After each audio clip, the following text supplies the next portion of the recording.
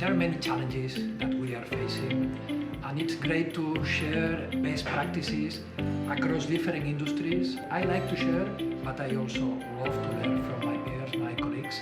Main challenges that we are facing right now are how to bring pricing into the table where the strategic decisions are made. How can we, from pricing, help our companies to grow in terms of volume, which more or less I see that everybody is struggling. But you know something, as a proud father of two daughters, I'm really happy to see that in these conferences, close to 30% of the attendees are women. I remember the first time I attended one of those pricing conferences,